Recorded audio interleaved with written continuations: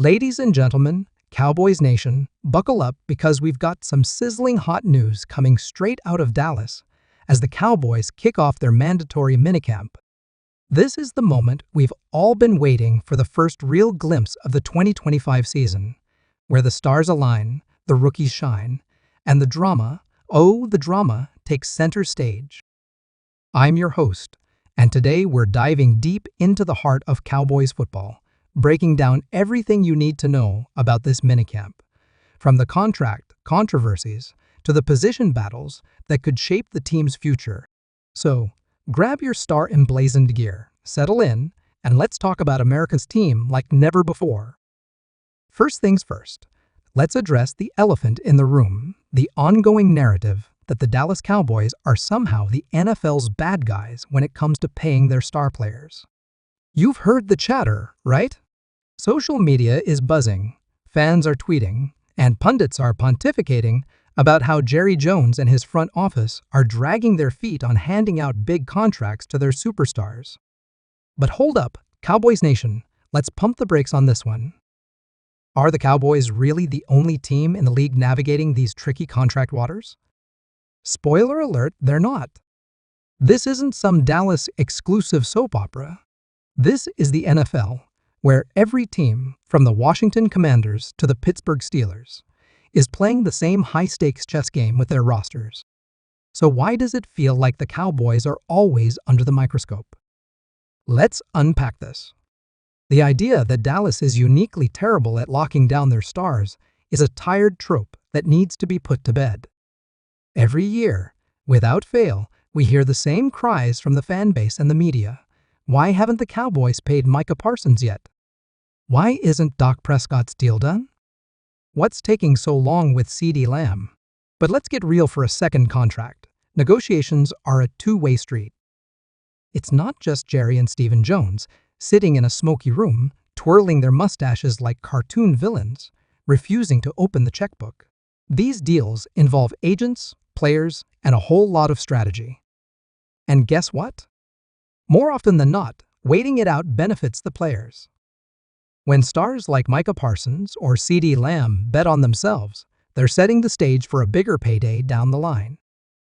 Look at the history. Players who perform and prove their worth on the field usually walk away with contracts that make our jaws drop. So, why are we acting like the Cowboys are the only ones playing this game? Let's take a step back and look at the rest of the NFL. Over in Washington, Terry McLaurin, Scary Terry himself, is pushing 30, and the Commanders are still hemming and hawing over his contract. This is a guy who's been their WR1 for years, and yet they're not exactly sprinting to the table with a blank check. Down in Pittsburgh, T.J. Watt, one of the most dominant edge rushers in the game, is holding out for a new deal. Same story with Trey Hendrickson in Cincinnati. These guys have arguably outproduced Micah Parsons over the last couple of seasons, and their teams aren't rushing to lock them up either. So why do we act like the Cowboys are the only ones dragging their feet? It's not a Dallas problem, it's an NFL reality. Teams are strategic. They don't just throw money at players because the fans demand it. They wait, they evaluate, and they make sure the timing is right. And let's be honest, Cowboys Nation, these players are going to get paid. We're talking life-changing, generational wealth here. So, let's all take a deep breath and stop acting like Jerry Jones is personally offending us by not signing these deals on our imaginary timeline. Now, let's talk about the Cowboys' track record.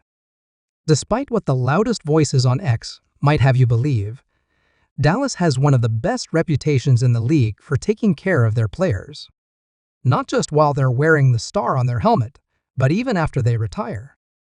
Look at the former Cowboys who are still part of the organization, guys like Emmitt Smith, Troy Aikman, and Michael Irvin, who are always around, mentoring, advising, or just being part of the Cowboys family. This idea that Jerry and Stephen are cold-hearted owners who refuse to reward their stars? It's just not true. History shows us that when the Cowboys want to keep a player, they make it happen. Period. Micah Parsons deal? It's going to get done. CeeDee Lamb? Same story. Dak Prescott? You bet. So, let's stop with the panic and paranoia. This victim mentality that's crept into the fan base, it's toxic, it's unnecessary, and it's time to let it go. The Cowboys aren't in chaos. They're methodical, and there's a big difference. All right, enough about the contract drama. Let's get to the good stuff, actual football. Minicamp is here, and it's our first chance to see this 2025 Cowboys squad in action. This is where the groundwork is laid, where the chemistry is built, and where the young guns get a chance to shine. So, what should you be watching for over these next 3 days? Let's start with the quarterback-wide receiver connection that's got everyone buzzing, Dak Prescott and George Pickens. If you thought last season's highlights were exciting, just wait until you see these two building their chemistry in minicamp. Every rep counts, and you can bet there'll be some highlight reel clips dropping on X that'll have Cowboys Nation losing their mind. Pickens has that flair, that swagger, and he's going to give us plenty to talk about. Whether it's a one-handed grab or a toe-tapping sideline catch, expect him to make some noise. But it's not just about the stars. The wide receiver room is absolutely stacked this year, and the battle for the WR3 spot is going to be one of the fiercest competitions in camp. Right now, Jalen Tolbert looks like the frontrunner, building on the strong connection he's already shown with Dak during OTAs.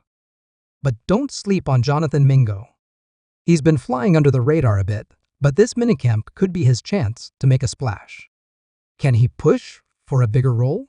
That's what these practices are all about, guys stepping up when the lights aren't fully on yet. And then there's Traquan Holden, who might not be in the WR3 conversation, but could absolutely force his way into the roster discussion. He's going head-to-head with Jalen Brooks in what could be one of the tightest battles on the team. Oh, and let's not forget Ryan Flournoy. Year 2 is a make-or-break moment for young receivers, and he's got a golden opportunity to show that he's ready to take that next step. These guys aren't just running routes and catching passes. They're being judged on their speed, their precision, and how sharp they look executing their assignments. With no contact allowed, it's all about the finesse, and the skilled positions like wide receiver and running back are going to be the easiest to evaluate over these next few days. Speaking of running backs, let's talk about that room because it's deep and it's competitive. Miles Sanders and Javonte Williams are the lead backs for now, but don't get too comfortable with that pecking order.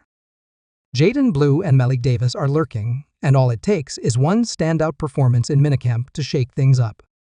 The NFL is all about running back rotations these days, so don't be surprised if one of these guys makes a serious push to be more than just a backup. Every carry, every route, every block matters, and this group is ready to fight for their spot. Now, let's shift gears to the tight end group, because there's some serious potential brewing there. Jake Ferguson is the undisputed starter, no question. But keep your eyes on Brevin Spanford. This guy is already showing signs of being the best blocker in the group, and he's starting to flash some real ability as a receiving option. Could we see a two-headed monster at tight end this season? It's not out of the question. If Spanford keeps impressing, he might even push Luke Schoonmaker for snaps in those two tight end sets the Cowboys love to run. This is the kind of depth that gets coaches excited, and it's going to be fascinating to see how it plays out. The offensive and defensive lines? Well, that's a tougher one to gauge right now. Minicamp is all about technique work, no pads, no contact, just elbow and knee protection. So while you might hear some buzz about a lineman looking good, take it with a grain of salt. We won't really know what these units are made of until training camp, when the pads come on and the physicality ramps up. For now, it's all about footwork, hand placement, and mental reps. On the other hand, the linebacker group is one to watch closely. With DeMarvion Overshown still rehabbing, there's a leadership void to be filled. Devondre Campbell, Jack Sanborn, Kenneth Murray Jr., and rookie Shyheim James are all vying for roles, and someone's got to step up. These next few practices could give us a sense of who's ready to take charge of that group. It's not just about making plays, it's about commanding the defense, calling the shots, and setting the tone. And then there's the secondary, where things could get interesting. The safety room, in particular, is ripe for some shakeups. Names like Donovan Wilson and Devondre Campbell keep popping up as potential cut candidates. From a cap and roster standpoint, it makes sense, but it's still a tough pill to swallow for fans who've watched these guys ball out. Keep an eye on how the Cowboys handle these decisions, because they could signal bigger moves to come. Of course, all eyes are on the returning stars. Trayvon Diggs is back, at least in a limited capacity, working with a rehab group. Just seeing him in uniform again is going to feel like a breath of fresh air for Cowboys Nation. But there's a bigger question looming. Where does Diggs fit in the team's long-term plans? We haven't heard much from him or about him lately, and there's a weird vibe in the air. Is he still the cornerstone of the secondary? How will he address the media? And what will the team say about his future? These are the storylines that'll keep us glued to our screens. And then there's Micah Parsons. The man, the myth, the legend. He's reportedly back in the building, but will he hit the field or pull a hold-in, staying on the sidelines while technically attending? We'll find out soon enough. Either way, there's no doubt in my mind that his contract will get sorted eventually. The Cowboys don't let players like Micah slip away. It's just a matter of when, not if. So, what exactly is minicamp? Let's break it down for those who might not know. Teams get 2 practices a day, but one's limited to walkthroughs. No pads, just light protection, and absolutely no live contact. This is all about installing plays, fine-tuning timing, and mastering the mental side of the game. Don't expect bone-crushing hits or physical domination. This is non-contact football at its core. That means we can't draw any big conclusions about the offensive or defensive lines just yet. And while you might see a few highlight plays that get your heart racing, don't go predicting Super Bowl MVPs based on a couple of clips. Minicamp is a checkpoint, not the finish line. The real football starts when the pads come on in training camp. But that doesn't mean we can't get excited. This is our first taste of the 2025 Cowboys, and there's so much to look forward to.